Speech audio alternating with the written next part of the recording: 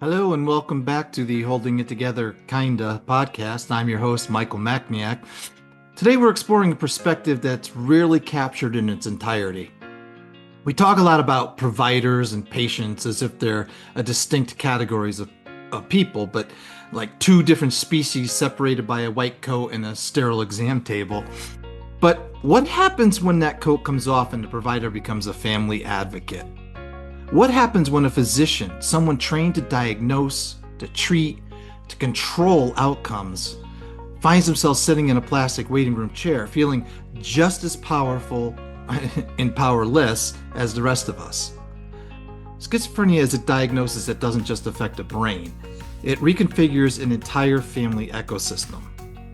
When it appears later in life, it isn't just a medical event, it's a structural collapse of the future you thought you knew. Joining us today is Dr. Mohamed Elziam. Mohamed is a physician, but today he's here primarily as a brother. His brother developed schizophrenia later in life, thrusting Mohamed into a dual role, the medical expert who understands the pharmacology and the sibling who is mourning the person he grew up with. We're going to discuss the particular heartbreak of watching a sibling's world shift, the specific frustrations of navigating a mental health system that can feel sometimes opaque and bureaucratic, even to a doctor, folks, and how this personal crisis has reshaped his view of medicine, the quote unquote system, and the enduring, complicated bond of brotherhood.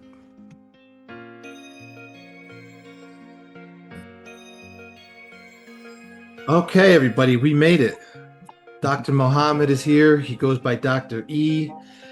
And we are back for another episode of the Holding It Together Kinda podcast.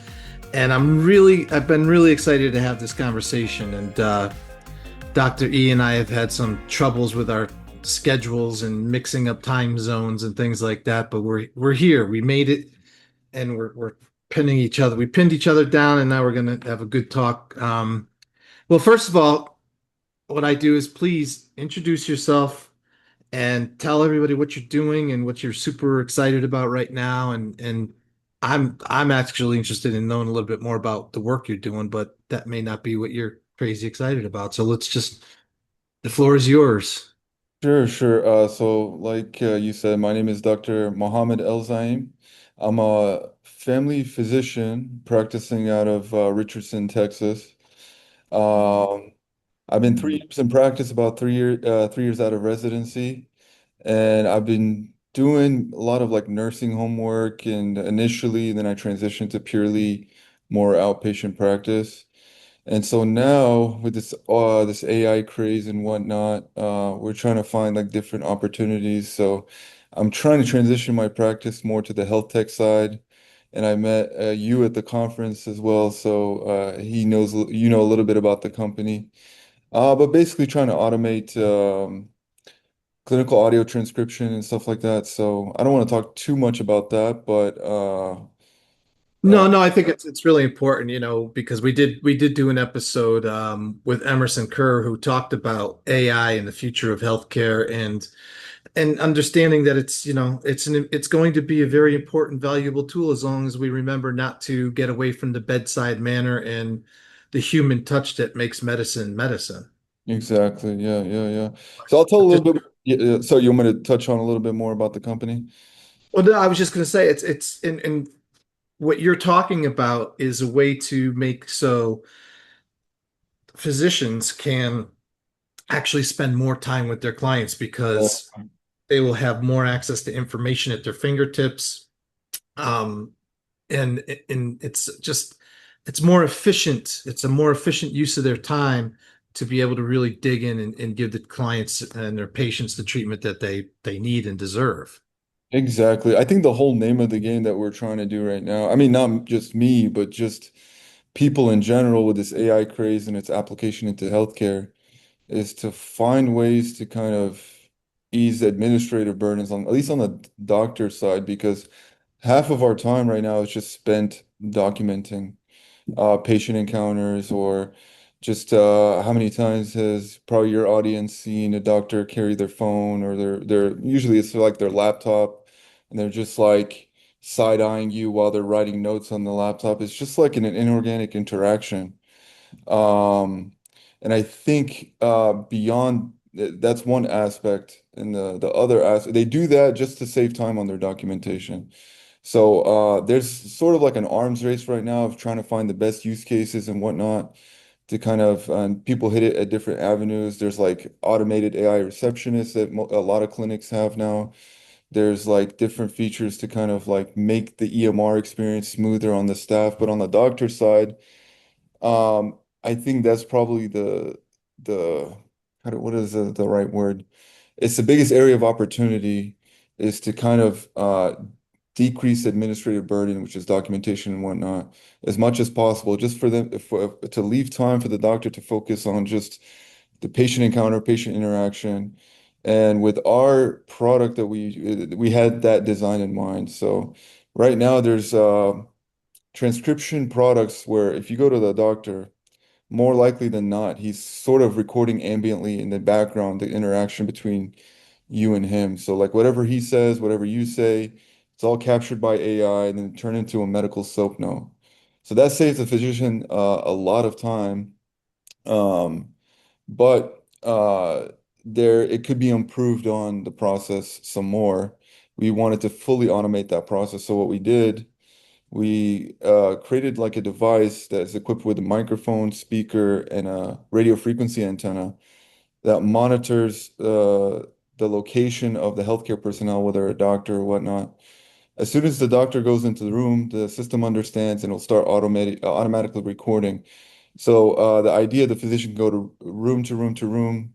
All their notes are automatically captured. They don't have to interface with the technology. You get to see as a patient your doctor just interacting with you face to face. And I think that's the biggest draw of this type of system is that you want to bring you want technology to free up the human connection part of it. And I think that's what's missing a lot in current encounters between patients and physicians. And well, and one of the things that you hope is that, with the advent of the internet and all the technology that we've had, it seems like we've become busier. So, so what I'm hoping is that the insurance companies and all the third-party payors don't expect more of the doctors because now they say, well, you got all this free time because you got this wonderful AI stuff. But I think that we're at a point in a breaking point where the physicians and the offices will start pushing back. I mean, as we said in I heard multiple times in Vegas, and I've heard multiple times on this podcast. A physician uh, more or less says that they have somewhere between 8 to 12 minutes to spend with a client, a patient, and maybe 3 minutes to review the chart. Mhm. So, if we could increase some of that time and really try to get those numbers up, the time spent with the patient, the amount of view research and all that. So basically, I'm definitely going to want you to send me your information so that people that are listening can get information about your company. How do you say it? Samio? Yeah, Semio systems. Samio Systems, right? Um, and I'll put that in the description for everybody. But um, the interesting thing about Dr. Muhammad here is that uh, we were talking and I was describing what I do, and his eyes were lighting up, and he was just nodding and smiling, and like like he's heard it all before.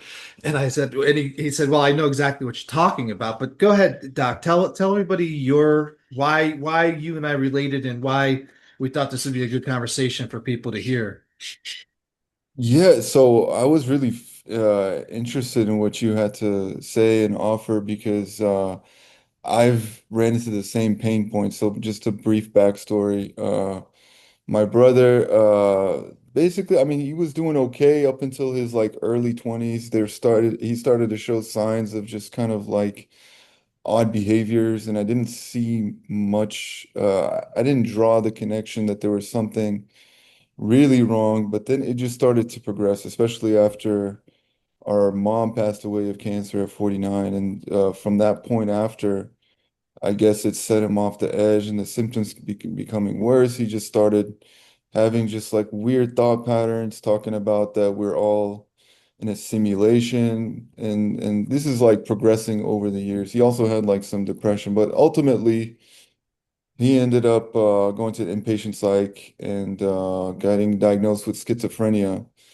And I was like, okay, great. Okay, we have a diagnosis. We understand what now we can help the man, right? No, Yeah, it that's wishful was thinking, but yeah. it's But let just me stop you for a the second. journey. Yeah. Did you know, I mean, were you already a physician at this time? I believe I was in residency when things All right. started to get pretty bad, but I had moved back into my mom's house just so I can help her, and she was just like the last year of her life or whatnot, and he was living there, so I got to, Okay. yeah, So you saw it both as a brother and as a physician. yeah, exactly. And did you ever experience the clinical denial, or did you just kind of say, okay, something's going on here? And Yeah, so I got to a point where I guess it was just like, okay, we need to find an answer, like what the heck is going on? So it's like you search for an answer. And I guess being a medical professional, like I just take things as they are, you know? It's like, okay, these symptoms fit this type of these cluster of symptoms fit these type of diagnosis. So I wasn't really in denial. I was kind of more in the opposite, just seeking answers. And if the schizophrenia diagnosis it kind of fit his picture. So and that's where I was I was like pretty, I knew there was something kind of like seriously wrong psychiatrically with him, but I just didn't know exactly what. Yeah, so I wasn't in denial. It was more the opposite, but maybe that's due to my way of thinking or my well, profession. sure, but I mean, a lot of our family members I talk to, it's just like any of us, right? I mean, you Google your fingers to the bone trying to find out an answer, trying to find out what's wrong with you, and then all of a sudden you're diagnosing yourself with these most crazy off the wall third world diseases that you'd never heard of before because they meet Yeah. every symptom you have. And I think that some people wind up looking for the answers that they want to hear, or they deny the answers that they don't want to hear. So I'm wondering, like, is your training as a physician, did that help you in a way, or did it almost hurt you in a way? I would say uh it probably did help me. I mean, I was always accepting the fact that he might have something more serious and just like, so I'll take it back. So for the longest time, he had some issues with like substances or whatnot. So we took him to inpatient psych, and they're like, oh no, this is all drug induced, drug induced, drug induced, drug induced. Oh, I was like, I understand drug induced, but I live with the man, okay? I know his finances. I help him out financially. Like he's not using drugs at the time. So like we need I think there's something more than just to chalk it up to like a drug induced diagnosis. And that was the most difficult part because I don't know if he was gaming it, but every time he would go, it's like, yeah, I smoke. I smoke a lot. And they would just go mhm. along with that, and that caused frustration on my end as a physician. It's like, okay, but then I ended up like trusting their judgment. I was like, maybe that was part of it, wishful thinking. Like, okay, maybe if it is all drug induced and great, then all we do is just stop the drugs and he'll get better.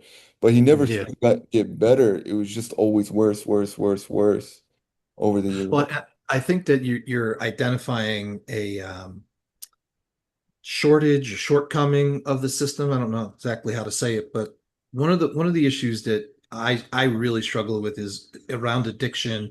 The comorbid disorder. You a diagnosis. So you have the addiction and you have the mental health disorder. Mhm. So right or wrong or indifferent, whenever my clients are winding up in the hospital setting, it's let's stabilize the addiction, stabilize the addiction, get them detox, let's get the addiction stabilized. And I understand the health side of that.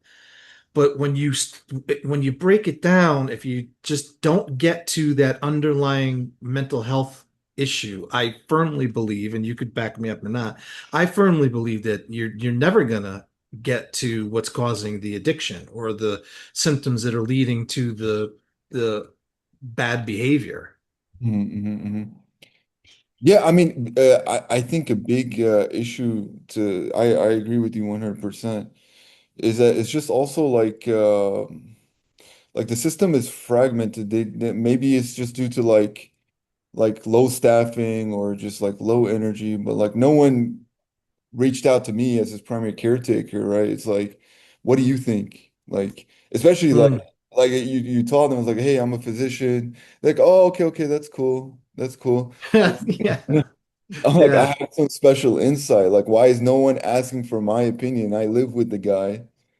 that's But really interesting. That's I yeah, see, and this is exactly why I thought this would be an interesting call because on the one hand, you said that you were happy and you respected the diagnosis of schizophrenia. You were happy that and you respected their choice to not happy, but um to look at the how much pot he was smoking and stuff like that.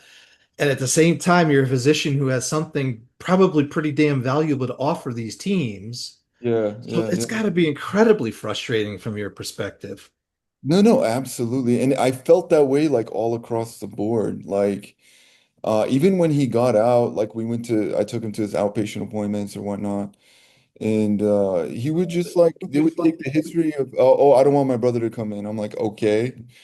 I was like, okay, that's fine. I just wanted him to go and see a professional. But it's like, and then no one cared to just come to me. I get like, that's another issue, right? It's just like patient privacy and stuff. They still have Oh autonomy. yeah. Oh, we're gonna get to that for sure. Yeah, yeah, Yeah. yeah, it was incredibly frustrating to at every stage.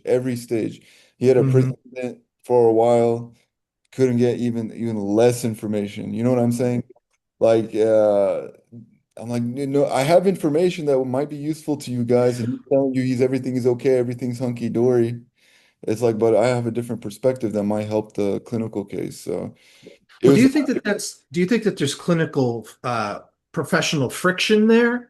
Here comes a doctor, he's going to tell us all the answers versus this doctor thinks he's got it already. Or your specialty is one thing, my specialty is another, back out kind of a situation. yeah, exactly. Because like on my perspective, right? Because I did a lot of nursing home work and stuff. It's like if a patient's family calls me and it's like, oh, that he's this person's sister is a PA, she wants to talk to you, and it's like I guess you get that hint of okay, maybe you're crossing boundaries. But from my perspective, I like to hear everyone's point of view on this because it might help the clinical case. And if anything, if they are medically inclined or have some knowledge, it might be useful to get it from their perspective. I think sometimes they feel like that maybe you want to take control of the situation as a if you're medically inclined or you want to steer the diagnosis or you want to steer the treatment in some sort of way. And so, but my suspicion is I think it's just they don't have the resources, they don't have the time to just kind of gather all that information. I think maybe the fact that I am a physician might be a secondary or tertiary reason. But Mm. from my sense, I think it's just like, okay, we need to get this person out. What's the story? All right, we'll give him the treatment. Let's get him out of there. Because especially in the public system, there's a lot of patients they need to take care of. And I think it's just resource limitation more than anything else. But But you know what's so valuable about your position and your experience here is that well, you understand the frustrations that families feel, number one, about not being listened to. And let Mhm, me be point blank. I've said this a million times before. I'll say it a million times more. There is no law on any books anywhere that precludes a medical professional, a clinician, etc., from taking in information. So mhm, if they're giving you folks that line that I can't talk to you because I don't have a signed release, mhm, well, I'm not asking you to talk to me. I'm going to talk to you and tell you the history, etc. And I encourage families and to really become educated, really become advocates, and to learn to talk the talk because now I've been doing this for 30 years, over 30 years. mhm, So when I get on the phone with a physician or a PA, like you're talking about, this has been happening a lot because I have two clients that are really in and out of the emergency rooms and psych units and rehab facilities right now. And they're just, it's their time to cycle through and heat up. But, what I found is again, you know what you're talking about, you know what you're saying, you're not afraid, you're not hemming and hawing, and I'm just offering you a perspective that you otherwise wouldn't have. And certainly your position, Doc, from being a physician living with your brother, um, God, I would think your insight would be so valuable. But that just goes to show that this kind of thing doesn't discriminate, that time constraints are time constraints, no matter if you're a doctor, a lawyer, or, a mechanic. It doesn't make a difference. We all get we all get treated the same, and hopefully Yeah.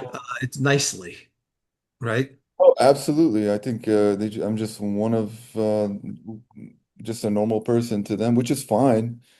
Right. But back to your point, yeah, it does even breed a little bit more frustration because I'm like, I probably have a unique insight as far as like family history, uh, Yeah. from a member than other people. So like, why can't you take that? But then it goes to the issue. Oh, I don't want you to talk to him because patience. I mean, I guess when it came to my brother, he knew what I probably would say, and then he tried to block that Yeah. information from getting there. So certain diagnoses make things worse, that's for sure. Of course, and especially paranoid schizophrenia, right? Yeah. But you have to be able to overcome that and say, listen, I understand my brother said that, but you understand that he's saying this to you as a manifestation of his illness. It's not anything but that. And here's the paperwork that says you should be talking to me, right? Right, right, right, right. Well, and the thing that makes me happy is that you're a doctor, you're a young guy, you're coming into this, you have lived experience with it, and you're seeing it from the trenches on both sides. And hopefully this change is coming where doctors will be more appreciative of the family historians, of the good reporting that a family can offer to Yeah, make your job easier, along with your AI and all that wonderful stuff, right? I exactly. mean, job is easier when you include the family and whatnot. Exactly, exactly. No, I'm 100% agreeing with it. It's like, especially for like a big diagnosis like schizophrenia, it's just you need all the like typically those type of people, patients, they're not the most reliable historians, so it's important God. to seek out. That's my biggest surprise, I guess. There's no seeking out of external information to help aid the case. I guess they have like maybe like repeat people that come in, Oh, inpatient, absolutely. Yeah. and they're like, okay, we have all information we need. They've seen it a million times, like medication noncompliance goes into psychosis, and here he is again. What other information do we need, really? Well, Uh, but that's what and I agree with you with the frequent flyers, but the person who's presenting for the first time, you can't just pigeonhole them and say schizophrenia is schizophrenia is schizophrenia. It's like every cancer is different, right? Every and the way it impacts the person, the family, et cetera, is different. Um, so I think that that's very important that we don't put cookie cutter labels on people, and we're not just handing out pills that the hot new drug of the day. And I think that that's you're bringing up a really important point. And I do agree with you. I think that there's a resource issue where they the staffing and whatnot is such that they don't have time to be doing the outreach that they really should. And I firmly believe that more and more physicians should be bringing social workers onto their staff just for this reason, if nothing else. And I do see that happening. I really do. that'll be amazing. Like if we had a social worker in our staff that can handle cases like that, especially if they have we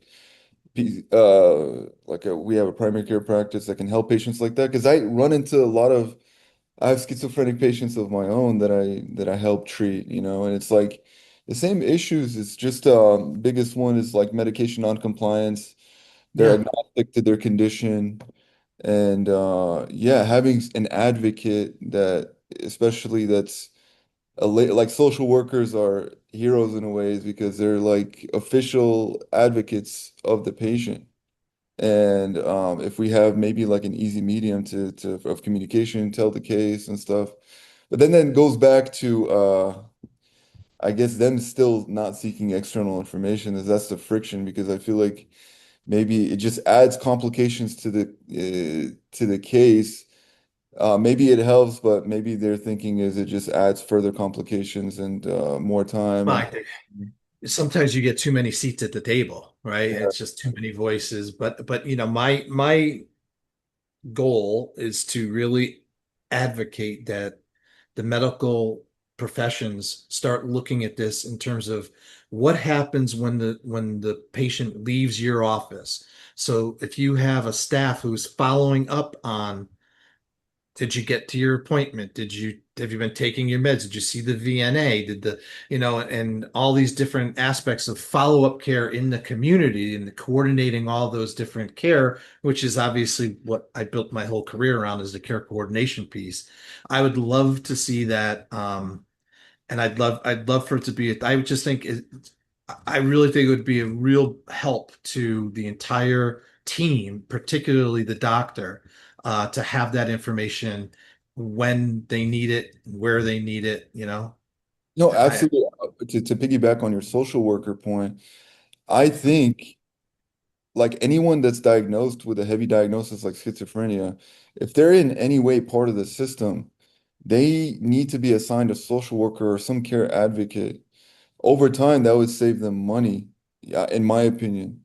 no Uh, question. yeah, because like right now, like I'll give you an example. When my brother got released from the psych hospital, I went to pick him up, right? They gave him some paper about his follow-up appointment. No one, if I wasn't on top of his butt to go to the appointment, dragging him to the appointment, that wouldn't happen. And so what happens is okay, once his script runs out, maybe he doesn't take his meds. And you're back into that same cycle. You know what I'm saying? Sure. And it costs the government money on the back on the in other ways if they continue to be not treated. There's no systemic program or system that can take care of these people. I think that's what the biggest issue is. Well, especially for people who are not hooked up with services like their Department of Mental Health and other social service agencies that are out there, either state funded or private. That's definitely the case. And you touched on something that drives me up a wall, and that is, we know that this gentleman is in denial. We know that he malingers. We know that he doesn't take his meds. And we also know that he's generally not very ambitious, let's say. He's not highly motivated.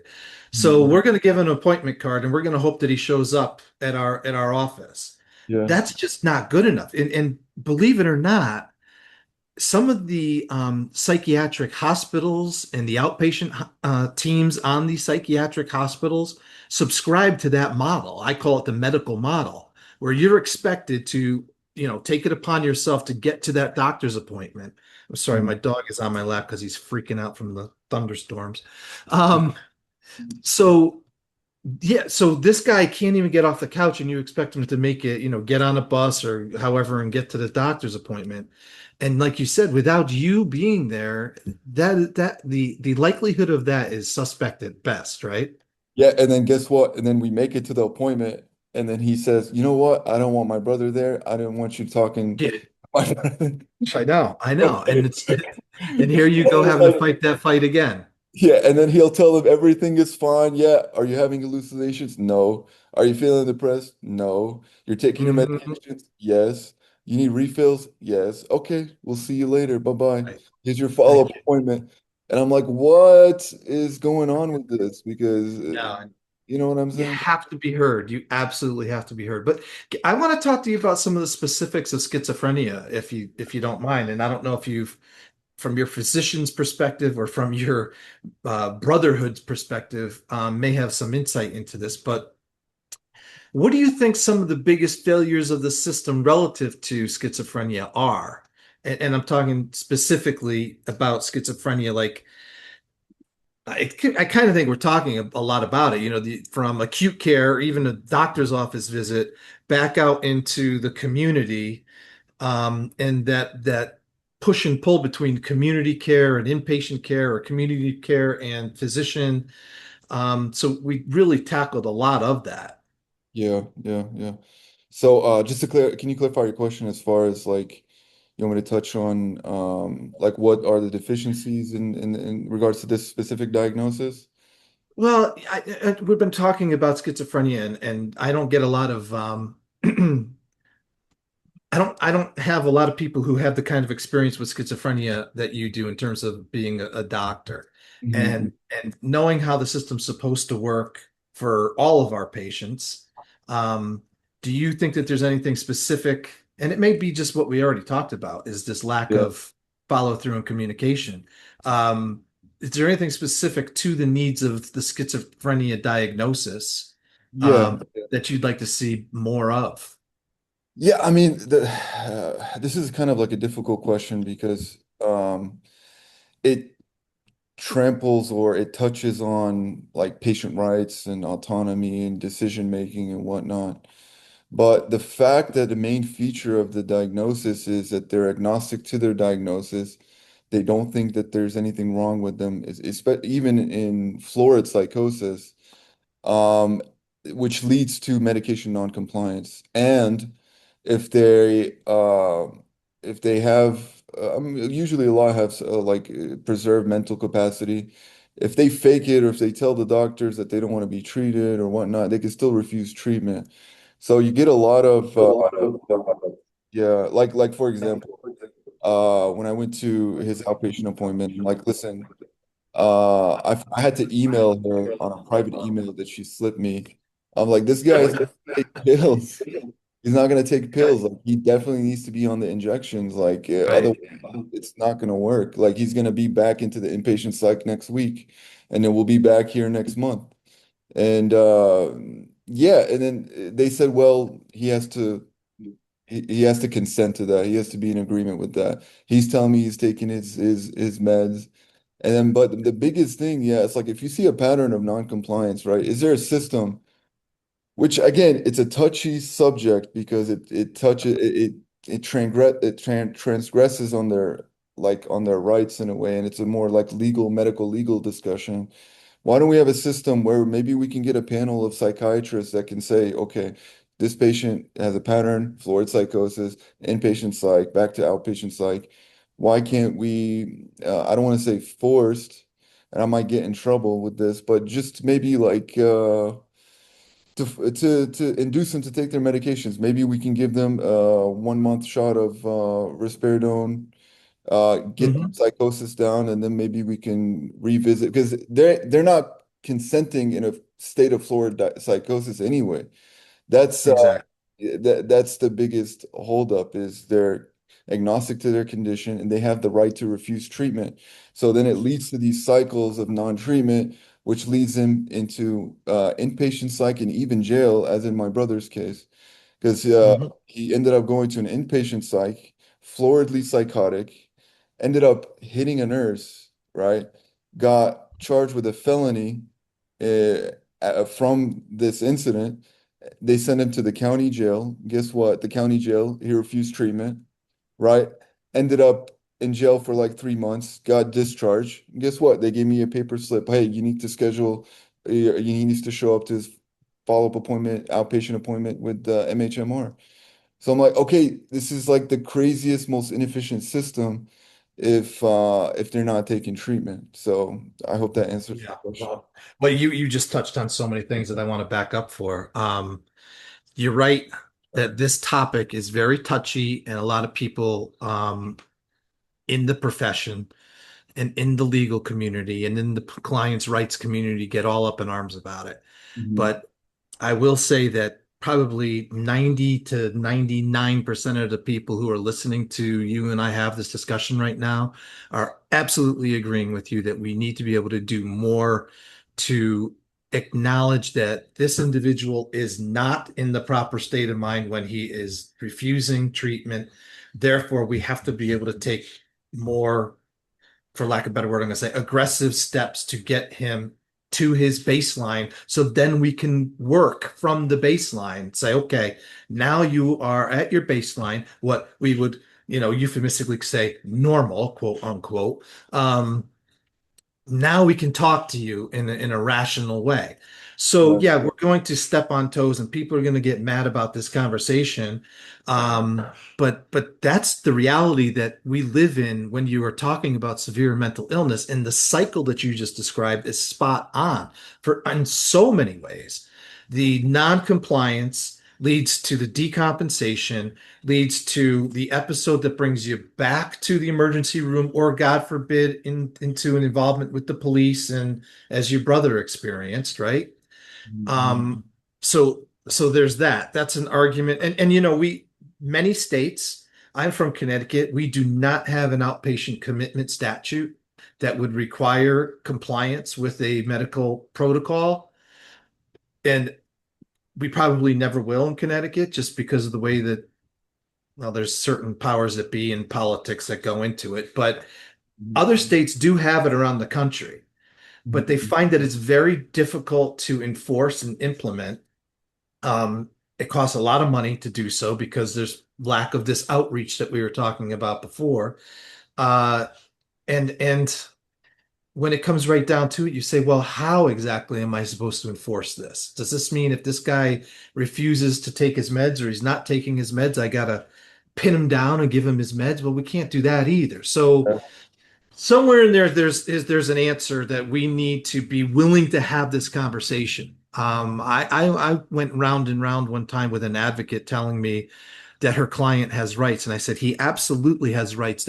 And I respect those rights, but right now he is completely floridly psychotic, and his decision making is so compromised that he does not have the capacity to exercise those rights. And oh my God, I set her off on a whew, you can imagine. I mean, I thought that I was making a very rational, sound point, but she didn't want to hear that from a patient's rights perspective. We'll get back to our conversation in just a minute, but I want to take a second to talk about something that many of us in this community deal with every single day, and that's the mental load of caregiving.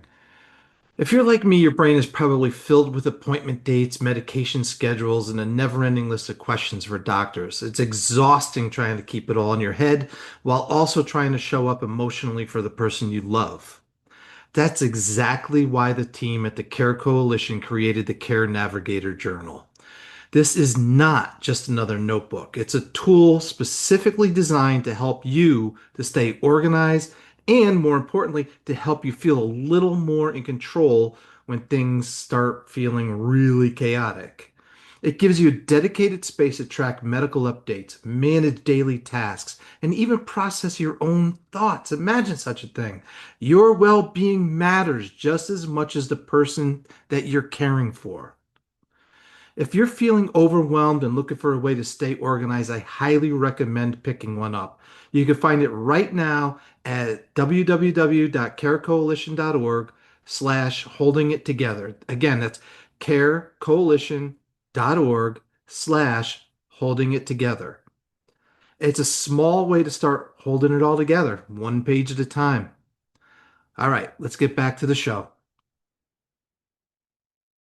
Your brother assaulted a staff member at a facility he was at, and this is not to defend that or anything, but I see that, and I that makes me cringe too when um a person is working in a facility with clients who are psychotic or whatever, they're experiencing their own form of mental illness. And I hope that I get a response from people on this one because it's an important discussion. To me, it doesn't make sense for me that a nurse would turn around and press charges against somebody who was, for lack of better terms, doing his job as being floridly psychotic, as you say.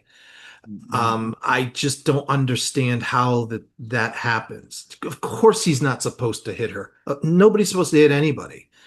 But again, he's not doing it because he had, in law, we call it the mens rea.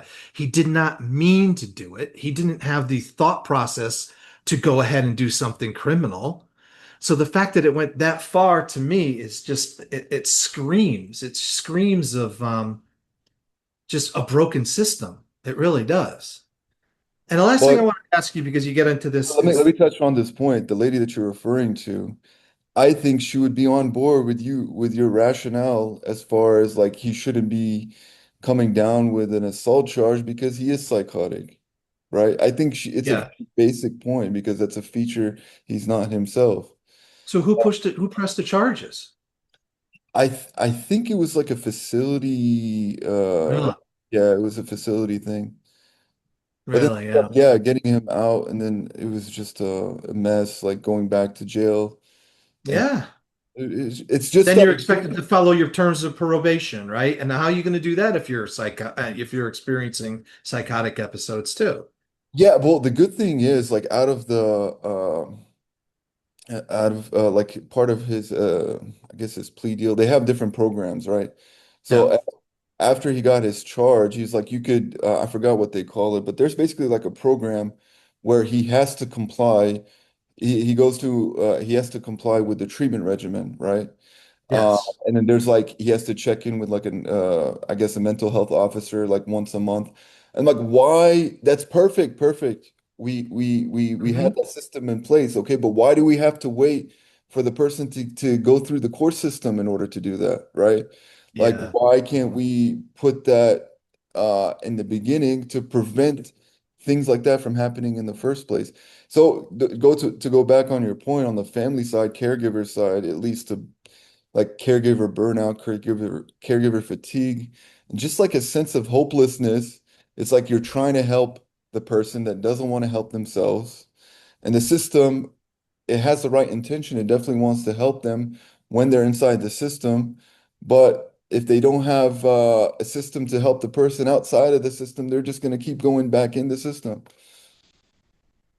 No question about it. And you start, and we could go around with these issues for a long time because these are important, very important issues. Particularly around when should we be able to impose what you just described. I would consider to be an outpatient treatment, an outpatient psychiatric outpatient treatment statute. Mhm. Uh, you could go that route, or you can go a probation route. Which, if you don't follow either one of them, you run the risk of going back to jail. And Exactly. and and I think that they both have their place, and they both sometimes have the persuasion power. I don't know what that's not the right word, and coercion isn't the word I want to use either. But if you know you have a sword hanging over your head, you're going to behave yourself theoretically. Sometimes, unfortunately, people with advanced stages of psychosis aren't able to do that under the best circumstances. Right, right, And I right. did also want to say that I have seen medical staff people get the shit kicked out of them. Yeah, I mean, and really hurt bad. yeah, I've yeah. seen I've seen it in schools. I've seen it and that's not cool. That's not right. And I'm not at all trying to say that that's okay and you should blow that off and ignore it. That is not what I'm trying to say, and I don't think you are either. And I don't think that woman that he assaulted would say that either. I mean, Mhm. there's a line that we have to draw, but I think we have to be, especially if we're in this profession, a little bit on the side of I don't know, understanding where it's coming from. Does that make Yeah, sense? I mean, yeah, I agree with you 100%. I think I mean to tie it back to the medical legal aspect of this, which is very important. It's a like, okay, you want me as a physician, right? You don't want to do no harm and you want to do things to benefit the patient, right? So allowing the patient to have full autonomy over his psychiatric care in select cases like this one, okay, you can make the argument that his decision making is harming himself. And and if that's the case, then he needs to have at least maybe like an assisted decision maker or somebody has to make those decisions Yes. on his behalf. Right. Guardianship, conservatorship, something along Yeah, those we lines. went down that route too. Like we live in Texas, so we went down the route of like medical guardianship and stuff. But that's almost impossible to get. You know what I'm saying? So Really? yeah, I mean, we talked with two lawyers about it, and he said, the process is very difficult in Texas to get to a point where you have the authority to kind of induce treatment on him. Oh, Uh, well, that's true anywhere. I Yeah, mean, I think that people are mistaken, and they have a mistaken belief that, well, if I'm a conservator or a guardian, I could just tell him that he's got to go, and the ambulance has to take him. right, That's right. just not true. That's just not true. Yeah. Um, but one thing that we keep sort of touching on and dancing away from really quickly is this idea of confidentiality and privacy. People call it HIPAA. HIPAA is a privacy and confidentiality rule. I'll give you that, but it's not we use HIPAA like we use Kleenex. They use it like it's a generic term.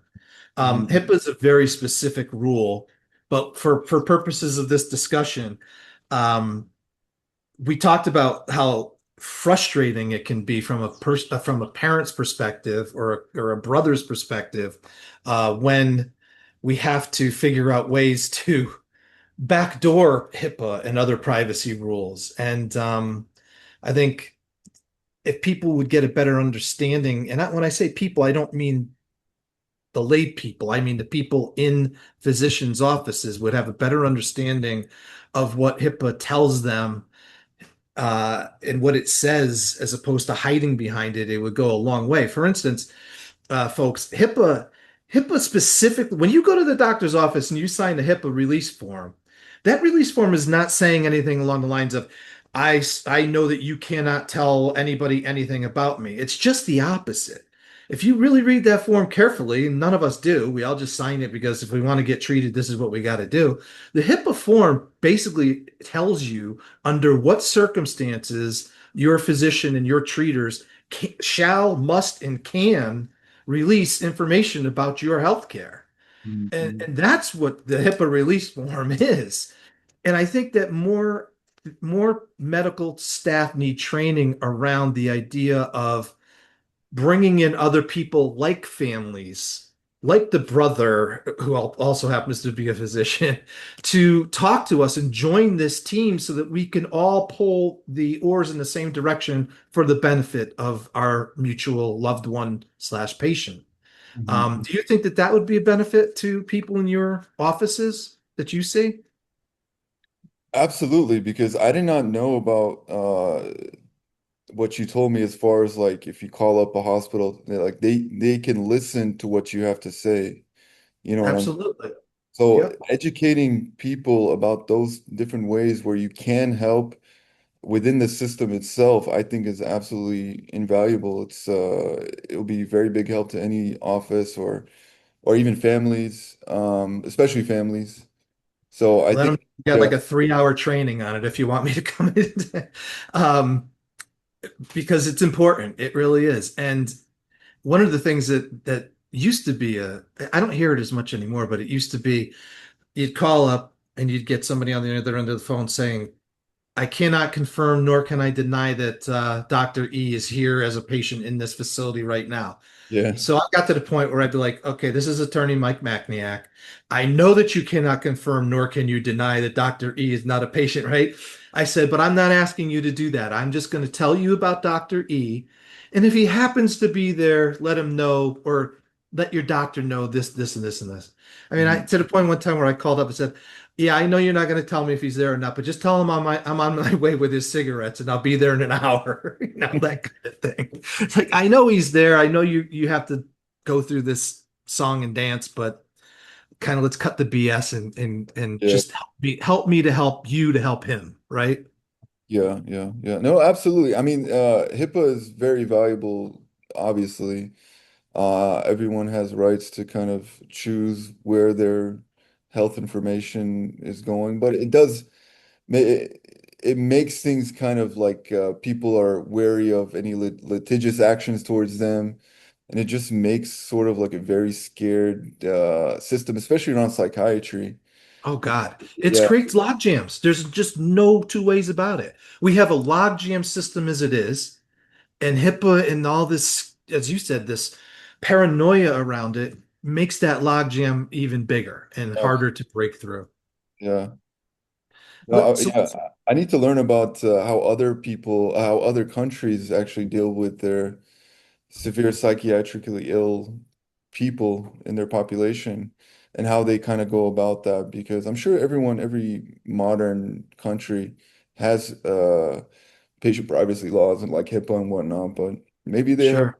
different ways they handle this type of situation. But it definitely needs to change because the current system is definitely it helps people acutely, but on the long-term side, uh, Yeah. it doesn't if people don't have a maybe family that enforces compliance, which at the end of the day, it's always left up to the patient. But there's patients that don't have family that don't follow up, that don't, Yes. like what happens to those patients? Yes. Yes. We don't look at the macro level. Even the doctors when they're going through trying to, for instance, say whether or not they should commit your brother to an inpatient facility. They're Mhm. looking at him in an acute moment, right now, right here. Here's what's in front of me. They're not Mhm. listening to you coming in and telling them the whole story. He was chasing me around the house with a knife just 20 minutes ago, that kind of thing. And I'm not saying that was your brother. That is another case that I did have. But we really need to look at the totality of the circumstances and get beyond just the one patient who, as you said, has no friends or family, and look at how, as a community, as a society, we can wrap up. Because, as you were getting at before, how much money can we save if these people don't recidivate back into our emergency rooms and our psych units? Exactly, exactly. That's what it's all about. And the trauma that they go through by having these decompensations and what they put their family through with each one of these decompensations. It's terrifying. No, it makes their condition worse. It makes their prognosis worse over time. It's like it's not useful to the patient. It's not helping. And you can make an argument it's hurting the patient by not enforcing or having some sort of system to guarantee that they get treated. I mean, you see that with the homeless population. I see, Yep. yeah, like you go, like homeless people, a lot of them are schizophrenics or have some type of severe illness. They'll get like maybe they do something off, they get sent to the inpatient psych, and then like if you go to any inpatient psych hospital, like right outside the hospital, you'll see like homeless people with Yeah. their psych garb when they were in the inpatient psych unit. They just get discharged Right. back into the outside world, and then until we wait until another thing happens, and then it just repeats the same cycle. So not Right. to beat a dead horse, but yeah, it's just a problem that needs fixing, but I feel like it has to be on more of like the lobbying side, political side. The biggest issue, I think the biggest hurdle is just patient autonomy, legal rights and whatnot, which I get, but there has to be some nuance in navigating it with specific patient populations that like their whole patient condition kind of hurts themselves over time. I think we can't. I think we need to get to the point where we're not afraid to fall back on a best interest standard Yeah, and look at it and say, that's the right word. am I doing harm by not doing something, in terms of the Hippocratic Oath? And so let me ask you this question. How is your brother now? How's that relationship and how is all that doing? So my brother now, I mean, we don't have the best relationship because part of his paranoia is he's paranoid towards me now, right? So Yeah. he has another caregiver, which is my aunt. So she kind of took over his care. The good news is he's finally on the injectables, the 2 month Oh, injectable. good. So he's Good. improved a lot, but still not where he was probably like 6, 7 years ago. And I don't know if he'll ever come back to that point. But it just Hmm. helps you can't help but wonder. I mean, maybe are these frequent, repeated, like decompensations affected his new baseline? Like, is this his new They baseline? do. Yeah, They do. so, Yes. which is The answer is yes, they do. Every one of them, it's a compounding effect. And exactly. the more medications and the more of these episodes, it is a compounding effect. So you're absolutely right. We need to be able to nip that in the bud, so to speak, right? And you also see changes in people as they get older, right? And we all change as we get older. Why do you think a person with schizophrenia wouldn't? And their illness will change and morph with them as we go through life cycles and life stages and things too. So, um, I'm glad that he's got somebody that's looking out for him. But it's again, it falls back on the family on a long-term basis to be there and be that caregiver. And frankly, without the families that are out there doing this work, our system is not designed to handle it. We just can't. It's too much. And Yeah. it's not just with mental illness, it's with every type of illness. We need willing and able participants to be in the community and helping us to help them. I really Yeah. believe that. That's why I think what you're doing is super valuable, and its intention is to help people, help families, but ultimately help the patients, the people that are going through this condition. And it's a lot. I Yeah, think there's a more lot people to it. don't appreciate it unless even me as a physician, right? Like even before my brother, like med school and stuff, you go through and you see psychiatric patients, you see severe schizo, you see severe bipolar and whatnot, but you never really understand unless it's right there in your face how Mhm. difficult it can be. Yeah, and how it's going to impact the outside of your four walls. What does it look like outside that institution? Yeah, it's big stuff. It's heavy stuff, man. And I'm really thankful that you gave us some time and some insight into this from a physician's perspective and from a brother's perspective. Well, I appreciate How it. how now how are you just to wrap up? You got anything big on the horizon with Samio Systems and you where are you with that whole process at this Yeah, point? yeah. So right now we're building, we're still developing it, kind of finalizing the build out of the actual devices. So all the software is done. So basically we're just kind of gearing up to launch, probably full launch. So we're targeting at the end of June, early July. Oh And then wow, not yeah, really. That's I thought you were yeah. going to tell me 2 years. That's No, fantastic. no, no, no. Yeah. Wow, you must be excited, man. Yeah, I'm pretty excited. I'm pretty excited. I think it will. Hopefully, we get traction. We have another show upcoming in Vegas in August. It's AI4. Then we have another one, Smart Facilities Convention in Dallas at the end of the month. So I think it'll be good to kind of get feedback on how they perceive the product. Is it? And then the interesting is that we're going to run into the patient privacy aspect of it too, because it's like we have a device that records inside the room, but it only Yeah, works you when the doctor's in there.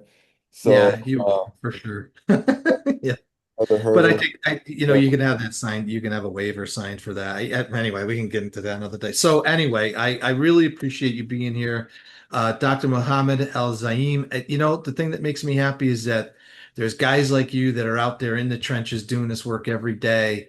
And as you get into not only your technology side of the medical practice, but also the building your hands-on patient side of your practice. I'm excited and I'm hopeful that there's going to be a lot more guys like you that recognize the need for sort of changing the way that the industry's operated for hundreds or thousands of years, right? So really, man, thanks for being here. Thank you for your insight for everybody and thanks for the work you do for everybody else. No, no, no, same to you. I think you're doing valuable work. You keep helping people, and then I'm excited for your project to come and help a lot more people. It would definitely need it for sure. And I appreciate your time again. Oh no, thank you for being here and we'll certainly stay in touch, okay? Absolutely. You have a good rest of your day, man.